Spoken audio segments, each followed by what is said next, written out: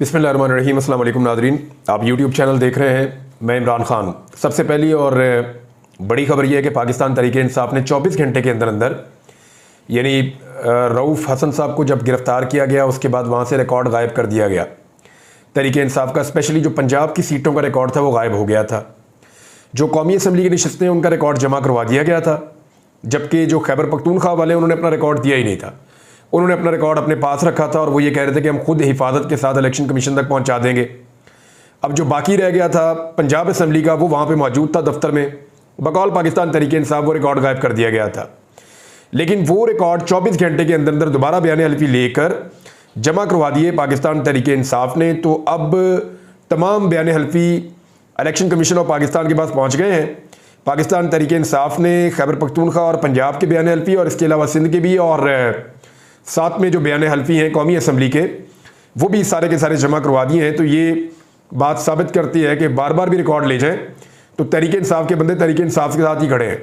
इस वक्त इमरान खान साहब को छोड़कर जाना जो है वो एक सियासी खुदकुशी है। जो लोग उनको छोड़कर जाएंगे वो सियासी खुदकुशी करेंगे। महमूद खान के बारे में मैं आपको एक बात बताता हूँ। ये खैबर पख्तूनख्वा के वज़ीर आला थे। क्या किसी को उस्मान बुज़दार याद है? उस्मान बुज़दार को इमरान खान साहब ने पंजाब का वज़ीर आला बनाया था और उनके लिए मुखालफत ली थी उन्होंने अपनी पूरी पार्टी की। वज़रा ये कहते थे, पार्टी के लोग ये कहते थे, मीडिया वाले ये कहते थे कि ठीक बंदा आपने नहीं लगाया। लेकिन इमरान खान साहब ने उनके साथ घसीटा पंजाब को कि ठीक है उस्मान बुज़दार चलेगा पंजाब में। तो उस्मान बुज़दार कहाँ गया जब इमरान खान को छोड़ा? क्या उस्मान बुज़दार आज MPA भी है या वो वहाँ पे एक इलेक्शन जीत सकता है? कोई छोटा मोटा इलेक्शन, कोई यूनियन काउंसिल का इलेक्शन भी वो जीत सकता है? तो उसका जवाब है कि अब बहुत मुश्किल है। एक वीडियो आई उस्मान बुज़दार की, वो पानी बह रहा है और उसके अंदर बैठे हुए हैं और अपने आप को ठंडा कर रहे हैं। तो उस्मान बुज़दार साहब जो है वो अब पानी में आम ठंडे करके ही खा सकते हैं या दुआने ठंडे कर सकते हैं, तरबूज। वो तो उनकी सियासत, तो जब इमरान खान को उन्होंने छोड़ा तो उनको खुद भी आइडिया था कि ख़त्म होगी। महमूद खान का हल्का था स्वात में। स्वात में 8000 नौकरियां उन्होंने सिर्फ अपने एक हल्के में दी थी। सूबाई असम्बली के एक हल्के में उन्होंने 8000 नौकरियां दी थी। कोई एक सड़क उन्होंने नहीं छोड़ी जो उन्होंने ना बनाई हो। डेवलपमेंट के जो सबसे ज्यादा काम हुए थे वो मट्टा में महमूद खान का हल्का स्वात में वहां पे हुए थे। जिस वक्त उन्होंने इमरान खान को छोड़ा, एस्टेब्लिशमेंट की पूरी सपोर्ट उनके साथ थी। उनके एक टेलीफोन कॉल के ऊपर छापे पड़ते थे, पुलिस आती थी, फोर्सेज आती थी, आके बंदे उठा के ले जाती थी। उनके मुखालिफिन के नाक में दम कर दिया गया। लेकिन सारा कुछ होने के बावजूद, पूरा जोर लगा के भी महमूद खान ने गालिबन 6-7 हज़ार वोट लिया था। यानी जितने लोगों को नौकरियां दी उतने लोगों ने भी वोट नहीं डाला। इमरान खान को छोड़ के उन्होंने अपनी सियासत तबाह कर दी। तो मेरा नहीं ख्याल कि अभी इस वक्त कोई अपनी सियासत तबाह करेगा इमरान खान को छोड़ के। वो पाकिस्तान की सबसे बड़ी सियासी हकीकत है, ये मानना पड़ेगा। पाकिस्तान की नहीं है, आलमी सतह पे है। और ब्रांड है, मैं पहले भी कह चुका हूं, बहुत बड़ा ब्रांड है। पाकिस्तान के पास ऐसा दूसरा कोई ब्रांड ही नहीं है। मुझे पाकिस्तान का एक सियासतदान बताएं, शरीफ खानदान का कोई एक बंदा बता दें, जरदारी खानदान का कोई एक बंदा बता दें, भुट्टो खानदान के अंदर बेनज़ीर भुट्टो एक लाइक खातून थी, उसके बाद कोई बंदा बता दें आप, या कोई किसी एक सियासी जमात के अंदर फजलुर रहमान साहब के खानदान में दिखा दें, ANP की जो लीडरशिप है उसके खानदान में दिखा दें, MQM की लीडरशिप के अंदर कोई बंदा दिखा दें। आपको कोई बंदा इस कैलिबर का, इस लेवल का नहीं मिलेगा जो इमरान खान है। मैं आपको मिसाल देता हूं। 2005 में इमरान खान साहब ब्रेडफोर्ड यूनिवर्सिटी के चांसलर बने और लगभग 9-10 साल तक वो चांसलर रहे। 2014 तक वो चांसलर थे ब्रेडफोर्ड यूनिवर्सिटी के। अब जो दुनिया की सबसे नामवर यूनिवर्सिटी है उनमें एक जो है वो ऑक्सफोर्ड यूनिवर्सिटी है। तो ऑक्सफोर्ड एक बहुत बड़ा इदारा है, बहुत बड़ा इंस्टीट्यूशन है। इमरान खान साहब उसके चांसलर की दौड़ में इलेक्शन लड़ने जा रहे हैं। ये जुल्फी बुखारी साहब ने कहा, ये खबर पहले भी आई थी, क्योंकि 21 साल तक यहां पे चांसलर रहे हैं। हांगकांग के साबिक गवर्नर हैं, 80 साल अब उनकी उम्र हो चुकी है। लॉर्ड पैटन ये वहां पे चांसलर रहे 21 साल तक। इन्होंने इस्तीफा दे दिया है। 21 साल के बाद ये सीट खाली हुई और अब जो है वो वहां पे दोबारा इलेक्शन होने जा रहा है। इलेक्शन के लिए जो नॉमिनीज फाइनल हुए हैं उनमें एक नाम इमरान खान साहब का भी है। यार कभी शरीफ खानदान सोच सकता है इनको तो वहां दाखिले ना मिले मेरिट के ऊपर? ये वो लोग हैं जिनको उन कॉलेजेस में मेरिट के ऊपर दाखिले ना मिले, सेल्फ फाइनेंस के ऊपर दाखिले लेने वाले इनके बच्चे हैं। ये इनके हालात हैं, नालायक। और मुकाबला कर रहे हैं उस आदमी का जो वहां पे चांसलर का इलेक्शन लड़ने जा रहा है। जेल से बैठकर जुल्फी बुखारी ने कहा कि इमरान खान न सिर्फ ये इलेक्शन लड़ेंगे बल्कि इलेक्शन जीत भी जाएंगे। मुमकिन है कि वो जीत जाए। पूरी दुनिया के अखबारात में ये खबर छपी है। और मुकाबले में कौन है? साबिक जर्मन चांसलर एंजेला मर्कल। मुकाबले में कौन है? टॉनी ब्लेयर, साबिक बरतानवी वजीर आजम। मुकाबले में कौन है? बोरिस जॉनसन, ये भी साबिक बरतानवी वजीर आजम। तो बड़े बड़े तगड़े लोग मुकाबले में हैं। जिन लोगों से हाथ मिलाने की ख्वाहिश है ना पाकिस्तान के सारे हुक्मरानों की या पाकिस्तान के एस्टेब्लिशमेंट के बड़े बड़े अहदेदारों की कि किसी तरह हमारा उनसे हाथ मिल जाए या उनके साथ हमें 2 मिनट मिल जाए, सेल्फी एक बन जाए, एक फोटो बन जाए, उनके साथ इमरान खान मुकाबले में आके इलेक्शन लड़ रहा है और फेवरेट कैंडिडेट उनको करार दिया जा रहा है। बहरहाल ये इमरान खान है और ये इमरान खान का दौर है। अब आप कुछ भी कहें, जो मर्जी करें, वो एक बहुत बड़ी हकीकत है, उससे आप इनकार नहीं कर सकते। इस हकीकत से आप भाग नहीं सकते। इमरान खान जो है वो इस दौर की पाकिस्तान की सियासत की सबसे बड़ी रियलिटी है।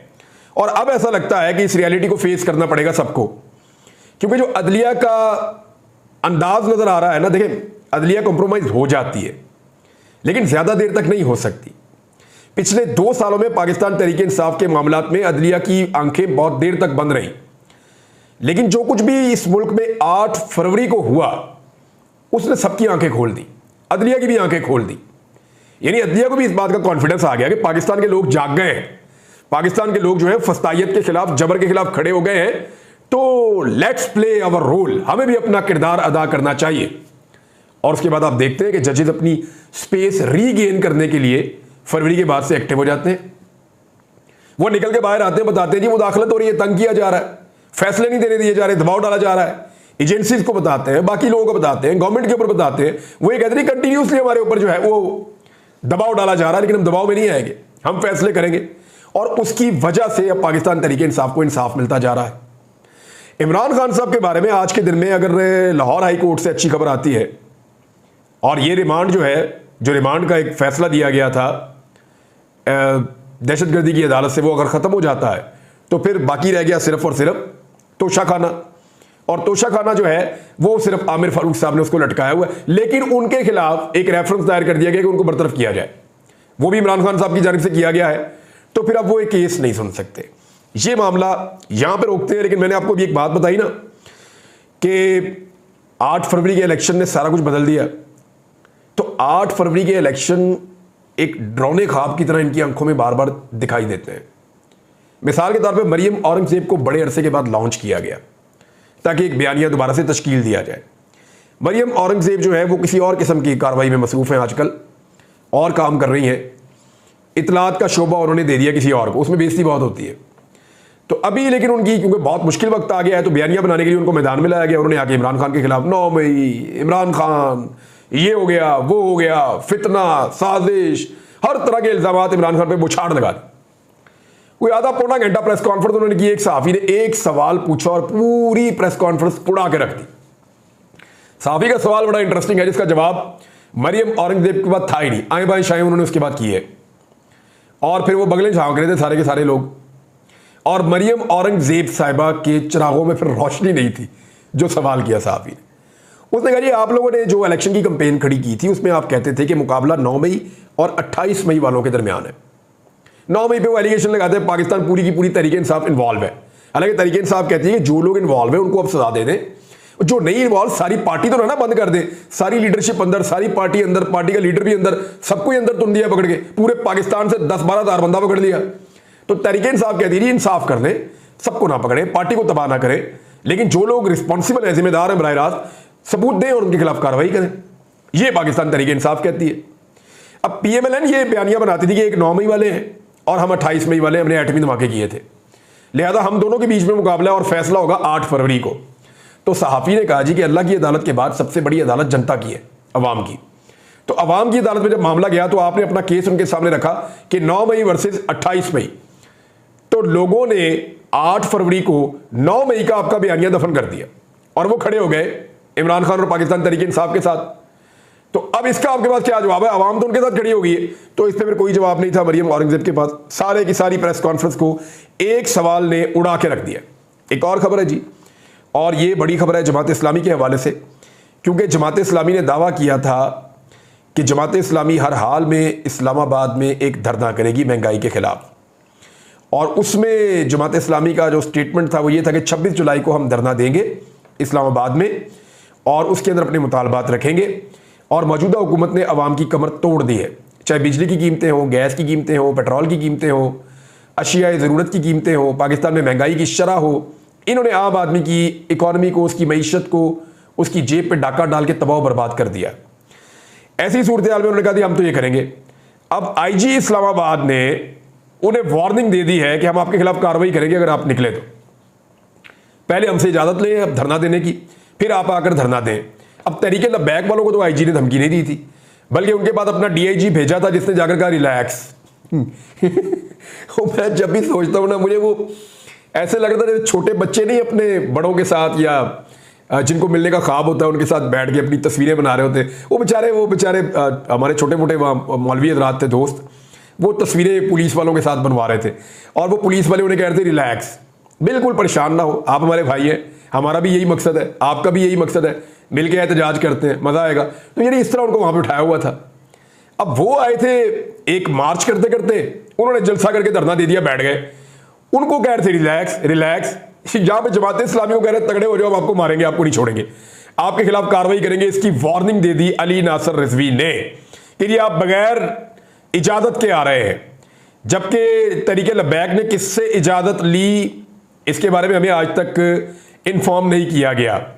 बहरहाल अब जमात इस्लामी ये कह रही है कि धरना अगर रोका गया तो इसे हुकूमत गिराने की तहरीक में बदल देंगे, फिर हम हुकूमत गिरा देंगे। वैसे जमात इस्लामी जो है वो इस लेवल तक कभी नहीं जाती।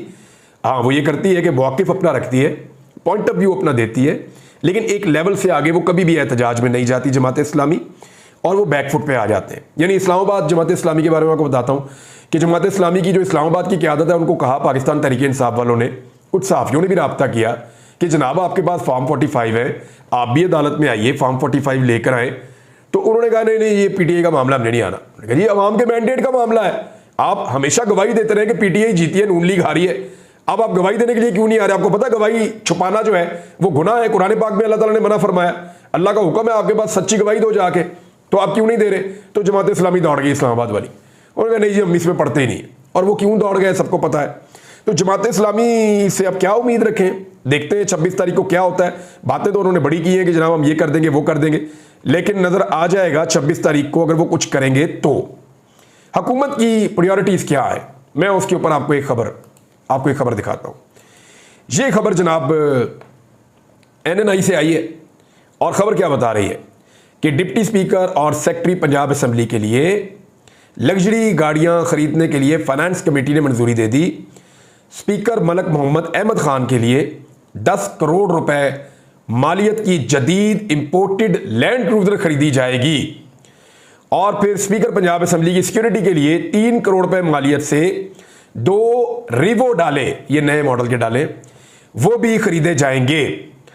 और पीपल्स पार्टी ने और नून लीग ने, दोनों जमातों ने मिलकर इसकी मंजूरी दे दी उस वक्त में जब पाकिस्तान के लोग बिल नहीं दे पा रहे, उस वक्त में जब लोग खुदकुशियां कर रहे हैं तंग आकर, उस वक्त में जब आम आदमी की हालत, मैं आम आदमी को अब नहीं बता सकता, मैं वो एक्सप्लेन ही नहीं कर सकता जो इन्होंने कर दी आम आदमी की हालत।